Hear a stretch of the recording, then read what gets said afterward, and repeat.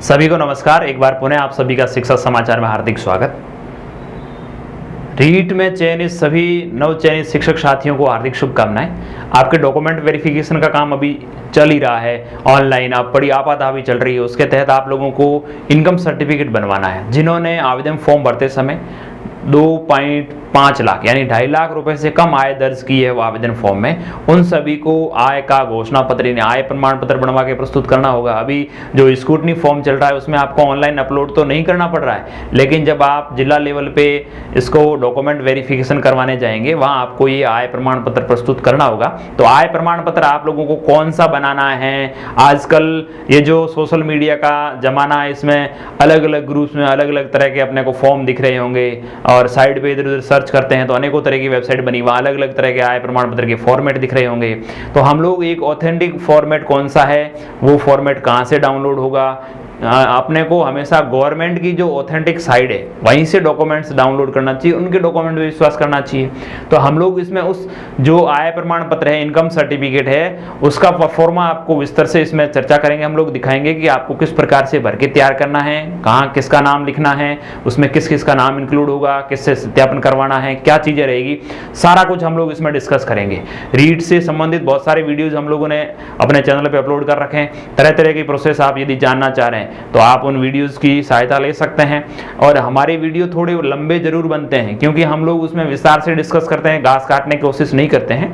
आराम से हम लोग मिलकर चर्चा करते हैं कि इसमें किस प्रकार से आपको ये घोषणा पत्र, आय प्रमाण पत्र बना करके तैयार करना है। ठीक है साथियों, तो मैं आपके सामने आय घोषणा पत्र खोल रहा हूं, उसको आप देखेंगे। ये हम लोगों ने गवर्नमेंट की साइट नहीं, राजस्थान गवर्नमेंट की वेबसाइट है, उससे डाउनलोड किया है। उस पे ये 4 पेज का आपके सामने घोषणा पत्र खुलेगा। उस घोषणा पत्र को आप लोग डाउनलोड करने के लिए मैं इस वीडियो की डिस्क्रिप्शन में डाल दूंगा, आप वहां से भी डाउनलोड कर सकते हैं। गवर्नमेंट की वेबसाइट में उस वीडियो के डिस्क्रिप्शन में डाल रहा हूँ, आप वहां से भी उस पर जाकर के इसको डाउनलोड कर सकते हैं। ठीक है साथियों, तो आपको सबसे पहले यहाँ प्रार्थी का नाम यानी जो एम्प्लॉय बनने जा रहा है, जो व्यक्ति है जिसको डॉक्यूमेंट सत्यापन करवाना है, उसका स्वयं का नाम यहाँ लिखा जाना है। ठीक है, आप स्वयं का नाम लिखेंगे, अपने पिता या पति का नाम। ठीक है, यहाँ एक स्थिति और मैं स्पष्ट कर दूं, जो विवाहित महिलाएं हैं उनको आय प्रमाण पत्र पिता के नाम से बनवाना है। किसके नाम से बनवाना है? पिता के नाम से। हस्बैंड के नाम से आय प्रमाण पत्र बना हुआ वैलिड नहीं होगा। ठीक है, आप लोग अपना यहाँ लेटेस्ट फोटो चिपकाएंगे, उसको उत्तरदायी व्यक्ति से प्रमाणित करवाएंगे। यानी इसके लास्ट वाले पेज पे 2 उत्तरदायी व्यक्तियों के सिग्नेचर होने फर्स्ट ग्रेड के, उनसे आपको इस फोटो को प्रमाणित करवाना है, उस पे भी सिग्नेचर करवाना है। ठीक है, निवास स्थान का पूर्ण पता, वर्तमान पता, आपको अपना वर्तमान जो एड्रेस है वो लिखना है और स्थानीय पता यानी मूल एड्रेस आपको दोनों लिखना है। जो विवाहित महिला है वो अपने पिता का एड्रेस यहाँ डालने वाली है। गांव और शहर का नाम, तहसील, जिला, जन्म स्थान, आपको जन्म स्थान वगैरह लिखना है। लिंग पुरुष या महिला, वैवाहिक स्थिति, आप विवाहित हैं या अविवाहित हैं वो लिखेंगे। धर्म लिखेंगे, जाति और उपजाति। यहाँ 2 कंफ्यूजन होते हैं। जाति में आपको जैसे ओबीसी से हैं तो आप ओबीसी लिखेंगे या अन्य पिछड़ा वर्ग लिखेंगे। एससी से हैं तो शेड्यूल कास्ट या एससी लिखेंगे। जनरल से हैं तो आप सामान्य वर्ग लिखेंगे। आपकी जाति जैसे कोई जाट है, कोई बिश्नोई है, कोई चौधरी है, जो भी आपकी जाति है, मेघवाल है, जो आपकी जाति है वो जाति आप लोग यहाँ लिखेंगे और आपको जो कैटेगरी है वो आप यहाँ लिख सकते हैं। क्या आपका परिवार राजस्थान का मूल निवासी है? हाँ पे टिक करोगे। क्या आप करदाता हैं यानी आयकर दाता, आप खुद यदि टैक्स पेयर हैं तो यस करेंगे, अन्यथा नो करेंगे। मोबाइल नंबर आपको लिख लेना है। पैन कार्ड की दिशा में पैन कार्ड नंबर लिखेंगे। यदि आपने पैन कार्ड बना रखा है और आप आयकर का रिटर्न भरते हैं तो आपको पैन कार्ड नंबर लिखना है, अन्यथा नहीं लिखना है, उसकी प्रति संलग्न करनी होगी।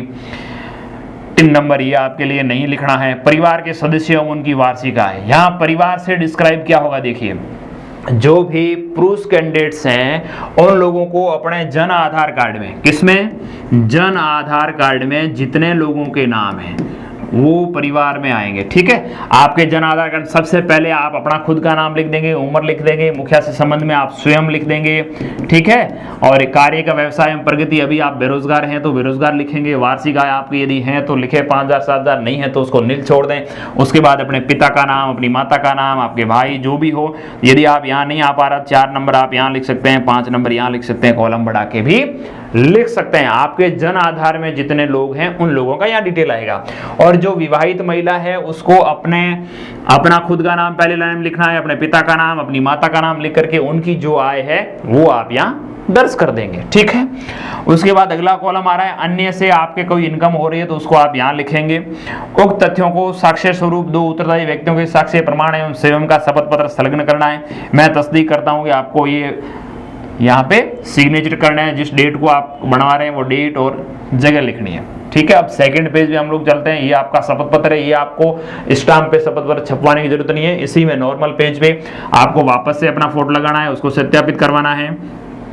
यहाँ वापस से आप अपना अभ्यर्थी का नाम लिखेंगे, पिता पति का नाम लिखेंगे, उम्र, निवासी, जिला, राज्य का लिखते हैं। ठीक है, यह है कि मुझे एवं मेरे परिवार की कुल वार्षिक आय, आपको यहाँ कुल वार्षिक आय रुपयों में लिखनी है। ठीक है, यह है कि अपनी वार्षिक आय आप यहाँ लिखेंगे। उसकी तथ्यात्मक जानकारी वापस से वही परिवार के सदस्यों का विवरण जन आधार के अनुसार आप लिखेंगे। आपका उससे क्या संबंध है, किस प्रकार का वो व्यवसाय करते हैं, उनकी वार्षिक आय क्या है, टोटल वार्षिक आय जाएगी।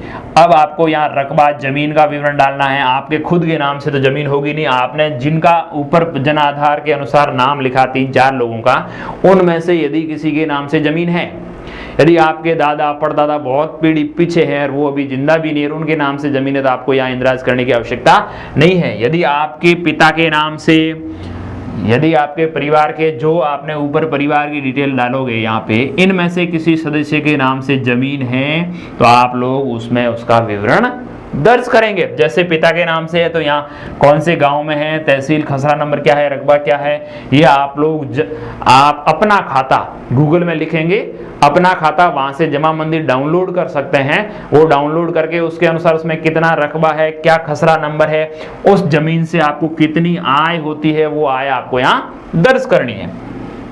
मेरे परिवार के अन्य स्रोतों से आय, अन्य किसी प्रकार की कोई आप ब्याज, पेंशन, शेयर, म्यूचुअल फंड आदि से कोई आय होती है तो उसका विवरण लिखेंगे, अन्यथा इसको नील कर देंगे। कुल वार्षिक आय, समस्त स्रोतों से आपको पूरी की पूरी कितनी आय होती है वो लिखना है। यहाँ टोटल शब्दों में, एक में अंकों में लिख दें, एक शब्दों में लिख देंगे। अगले पेज में आ रहा है, ये आपको घोषणा है जो इसको सत्यापित करना है। यहाँ आप शब्दों में लिखेंगे, अंकों में लिखेंगे, या शब्दों में अपनी आय को लिख करके यहाँ साइन कर देंगे। ये वापस सत्यापन करेंगे, वापस से सिग्नेचर करेंगे। यहाँ आपको 2 हस्ताक्षर पहचान करता कोई भी हो सकता है, उनका नाम, स्थान व दिनांक लिखनी है। नाम क्या है, वो कहाँ के रहने वाले हैं, उनका एड्रेस लिख देंगे आप थोड़ा सा। कोई भी सत्यापन करता हो सकता है, आपके पहचान करता, आपका परिवार का कोई सदस्य हो सकता है, आपका अड़ोसी पड़ोसी, आपका यार दोस्त, कोई भी, किसी का भी आप 2 नाम डाल सकते हैं। उसके बाद वापस आप प्रमाणीकरण करेंगे, अपना नाम, पिता का नाम, आपका एड्रेस वगैरह डाल के, और यहाँ आप नोटरी करवाएंगे। क्या करवाएंगे? नोटरी। आपको यहाँ नोटरी करवाना है, पब्लिक नोटरी। ठीक है, तो समझ में आ गया होगा आप लोगों को क्या क्या प्रोसेस रहेगी इसमें। इससे अगला पेज 4 नंबर पेज है, उसमें उत्तरदायी व्यक्तियों के साक्ष्य। उत्तरदायी व्यक्ति कौन कौन हो सकते हैं, देखो अपन उत्तरदायी व्यक्ति का देख लेते हैं पहले।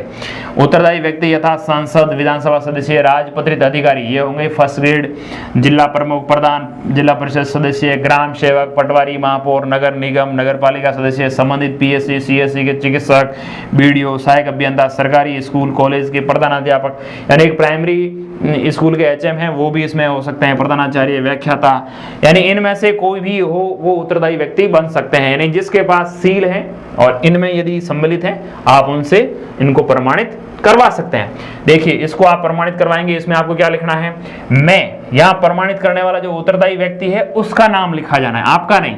जो प्रमाणित कर रहा है, जैसे मैं प्रमाणित करूं तो मेरा नाम आएगा, आपके संबंधित कोई भी टीचर्स या कोई भी व्याख्याता, कोई भी डॉक्टर वगैरह यदि कर रहे हैं तो उसका नाम यहाँ लिखना है।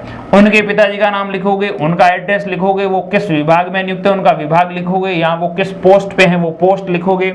यहाँ प्रार्थी यानी आपका नाम यहाँ पे आएगा, यहाँ पे आपके पिता का नाम आ जाएगा, यहाँ आपका एड्रेस आ जाएगा, आपकी आय है वो यहाँ अंकों में आ जाएगी, यहाँ शब्दों में आ जाएगी। ठीक है, यहाँ पे वापस उनका व्यक्ति का नाम लिखोगे, जिनसे सिग्नेचर करवा रहे हो, वो डेट डालोगे, यहाँ सील होगी और सिग्नेचर हो जाएंगे।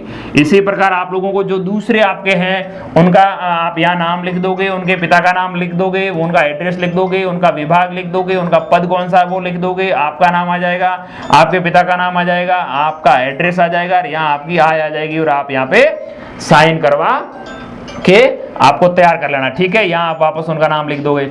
तो आप लोगों को समझ में आ गया होगा आय प्रमाण पत्र आपको कौन सा और कैसे तैयार करना है, ठीक है साथियों। तो हम लोगों ने इस वीडियो में विस्तार से जान लिया कि आप कौन सा आय प्रमाण पत्र और किस प्रकार से तैयार करवा सकते हैं। इससे संबंधित यदि आपको कहीं कोई कंफ्यूजन हो तो आप हमें कमेंट करिए, हम आपको तुरंत रिप्लाई करेंगे, ठीक है साथियों। तो रीट आधारित जो भी डॉक्यूमेंट वेरिफिकेशन संबंधित आपको यदि किसी प्रकार की कोई भी क्वेरीज हो तो आप हमें कमेंट करिएगा, हम आपका तुरंत रिप्लाई करने का प्रयास करेंगे। एक बार पुनः आप सभी का बहुत बहुत धन्यवाद।